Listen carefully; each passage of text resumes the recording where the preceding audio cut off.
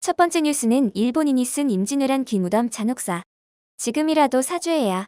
입니다. 일본의 전직 외교관이 400여 년 전 임진왜란 잔혹사를 간직한 귀무덤에 관한 책을 출판합니다. 오는 9월 12일 출간 예정인 기린 이어라는 귀무덤 관련 일본어 서적을 출판하는 주인공은 아마키 나오토 전주 레바논 일본 대사입니다.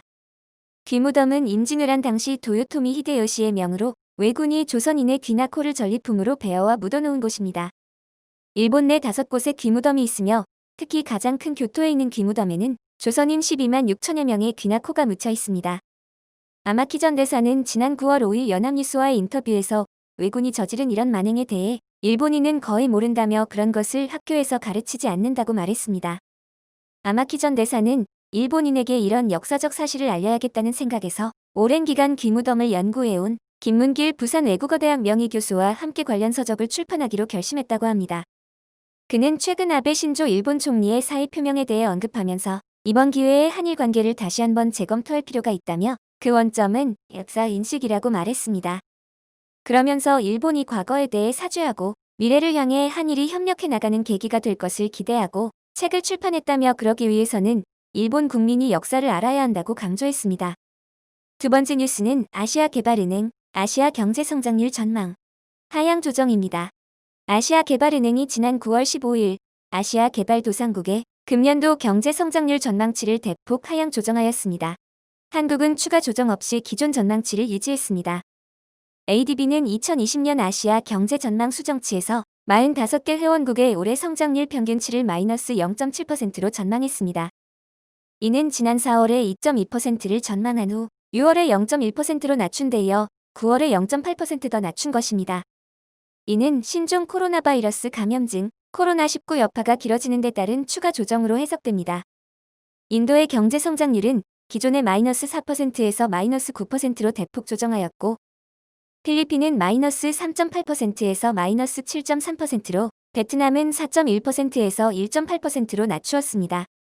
중국의 경제 성장률 전망은 6월의 전망치인 1.8%를 유지, 대만 역시 0.8%를 유지했습니다. 한국의 경제 성장률 전망치는 마이너스 1.0%로 하향 조정 없이 기존 전망치를 유지했습니다. 이는 한국은행 전망치의 마이너스 1.3%보다 높은 수준이며 한국개발연구원의 전망치인 마이너스 1.1%보다 높았습니다. 하지만 내년도 한국 경제 성장률은 기존의 3.5%에서 3.3%로 0.2%포인트 낮춰 잡았습니다. 한국의 물가 상승률은 올해 0.5%, 내년 1.3%로 전망했습니다. 세 번째 뉴스는 8개월 만에 인천에서 우한 하늘길 열렸다. 티웨이 항공 첫 취항입니다. 신종 코로나 바이러스 감염증 사태로 닫혔던 인천과 중국 우한의 하늘길이 8개월 만에 재개됐습니다. 9월 16일 항공업계에 따르면 티웨이 항공 TW615편은 이날 오전 8시 48분 한국인 교민과 중국인 등 승객 60명을 태우고 인천공항을 출발해 우한으로 향했습니다. 이어 TW616편이 오후 1시 55분 우한에서 승객 40명가량을 태운 뒤 오후 6시 인천공항으로 돌아올 예정입니다. 티웨이 항공 관계자는 중국 현지 여행사를 통해 사전에 예약을 받은 승객 위주로 운항했다라며 다음 주 운항부터는 홈페이지 예약 등을 통해 예약을 받을 예정이며 한중 기업인 수요도 있을 것으로 본다라고 말했습니다. 이날 운항은 지난 1월 코로나 발원지로 우한이 지목되면서 티웨이 항공의 첫 취항이 연기된 지 8개월 만입니다. 앞서 대한항공과 중국 남방항공이 주 4회씩 해당 노선을 운항했으나 코로나 확산 우려로 국토부가 1월 23일부터 정기 노선 운항을 전면 금지하며 티웨이 항공도 신규 취항을 무기한 연기했습니다.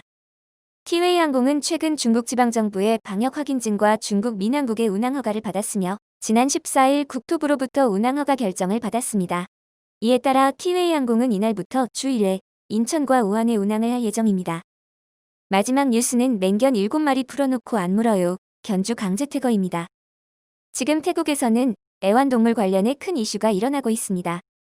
태국의 한 아파트에 맹견 7마리를 풀어놓고 모르쇠 일관하여 주민들의 원성을 샀던 견주는 결국 강제 퇴거 조치를 당했다고 현지 언론이 전했습니다. 주민들에 따르면 13세대가 사는 아파트 10층에 사는 이 여성 견주는 맹견으로 유명한 아메리칸 핏불 7마리를 매일 저녁 목줄 없이 집 밖에 풀어놓았습니다. 덧붙여 주민들은 목줄도 없고 입마개도 하지 않은 핏불 7마리가 온 아파트를 어슬렁거리고 대소변도 아무데나 봤다고 전했습니다. 특히 문 앞 또는 복도에서 개들과 마주치면 무섭기가 짝이 없어 핏불들이 보이지 않을 때 슬쩍 아파트를 빠져나가야 했다고 불편함과 공포를 호소했습니다. 주민 중 한 분은 엘리베이터 안에서 한 마리에게 물린 적이 있다고 주장했습니다. 아파트 관리인이 견주에게 다른 주민들의 안전을 생각해달라고 몇 번이나 설득 및 경고했지만 듣지 않았다고 했습니다. 주민들은 이러한 상황에 경로하여 관할 경찰서에 신고도 했지만 경찰 또한 해결하지 못한 것으로 알려졌습니다. 이 문제가 공론화되면서 이후 견주는 짐을 싸서 핏불 6마리를 데리고 아파트를 나갔지만 7마리 중 1마리는 당시 숨진 상태인 걸로 밝혀졌습니다. 다음 날 견주는 핏불 3마리만 데리고 대로변에 누운 채 발견됐는데 그녀는 살 곳을 찾을 수 없다고 말한 것으로 전해졌습니다. 시민들의 애완견에 대한 인식이 예전에 비해 높아진 것은 사실입니다. 하지만 사고는 어디에서도 일어날 수 있습니다. 시청해주셔서 감사합니다.